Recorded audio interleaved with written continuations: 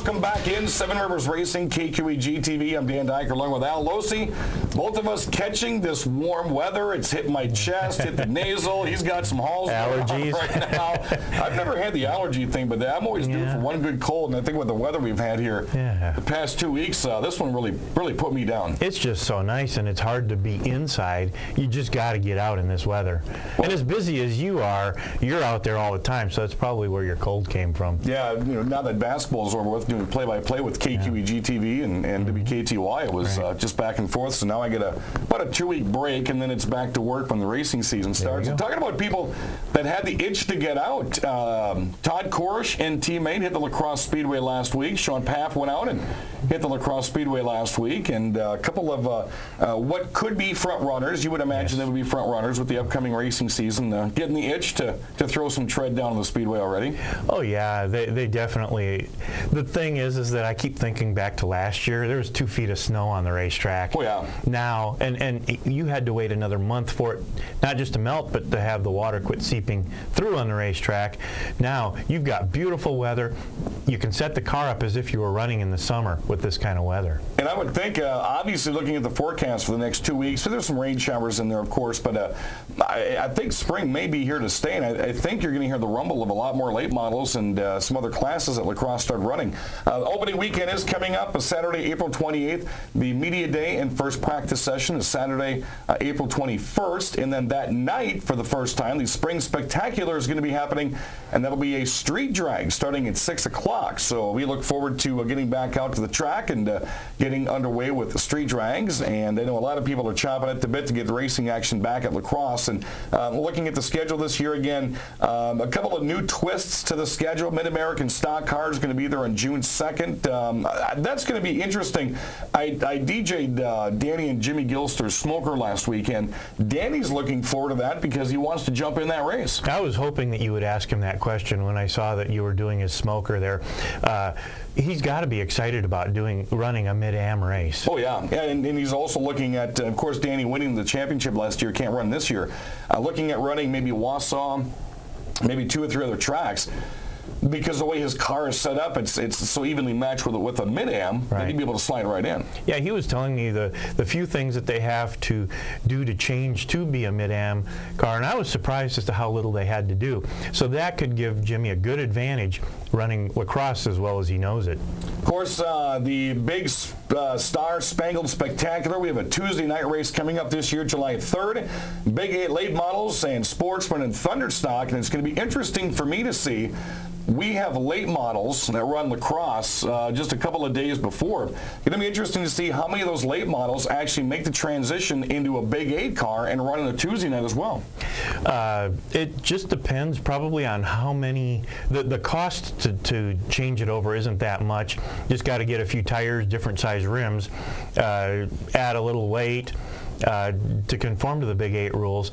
So I know we would like to try to do it, and I'm sure a lot of other teams are putting a plan in place to see if they would try to give that Big 8 race a shot. Get the new schedule at lacrossespeedway.com. The rumor mill has finally been slammed shut when talking about the Dells Raceway Park. The big rumors were that they were closing this year. Rumors all the way back to late November, early December. There wasn't a banquet schedule. There wasn't a schedule out there. Well, that rumor mill has finally been closed with the announcing of last week that Wayne Lensing, the owner of a very popular chassis, I think it's called Left-Hander Chassis, has taken ownership of the Dells Raceway Park. For those that have been Midwestern short track racing, of course, the Lensing name has been around, of course, with Dan Lensing for years and years. And I think it's kind of neat as I was watching the story of Joe Graziano, who was the former owner of the racetrack. He's got some interests in Joliet, Illinois that were keeping him away from going back and forth from Dells to Joliet. And with what he's laid out, the foundation there so far, Lensing thought it was a perfect opportunity to take exactly what Dells did last year and add a lot more family things and things of that nature this year. But I think that's going to be a great fit. It's almost the perfect fit. Their left-hander is out of Rockford, which is very close. It gives them a good opportunity to keep racing. What's nice is that you've got a racer, somebody who's actively involved in racing, who's going to be running. Sides. Right, and I think that's going to really help. The Dells has come a long way over the last 3 years since they had a few issues. And it's really nice to see that the Dells can continue the tradition of good racing. The informative meeting for racers and race teams, it will be Saturday, April 7th at 6 o'clock at the Wintergreen Resort and Conference Center. They are asking even super late model drivers to show up as well, as that'll be their first big announcement. Meet the new track owner. Here's the rules, just like what lacrosse is going to do here on April 3rd out at Fox Hollow.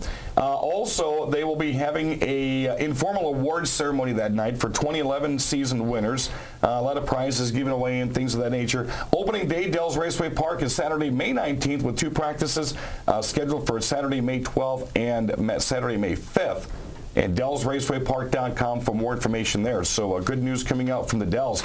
Looking at this big race, and we're going to talk about this here with our guest later on today.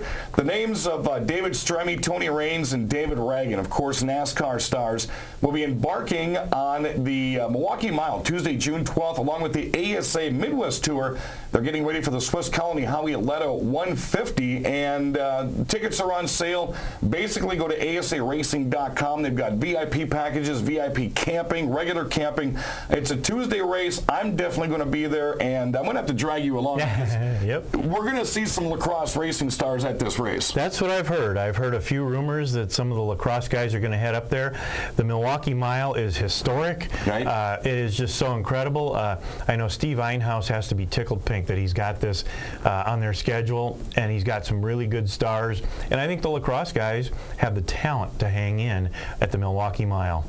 In addition to the ASA Midwest Tour there on June 12th, Big 8 Limited Late Model Series, the ASA Midwest Skag Trucks will be there, and over 35 vintage stock cars will be racing again the afternoon of Tuesday, June 12th. I love when the vintage cars get out. Of course, Lacrosse Speedway has been Oktoberfest. I saw them at the Short Track Championships in Rockford last year, and some of the best cars. You go, what is that? What year is that?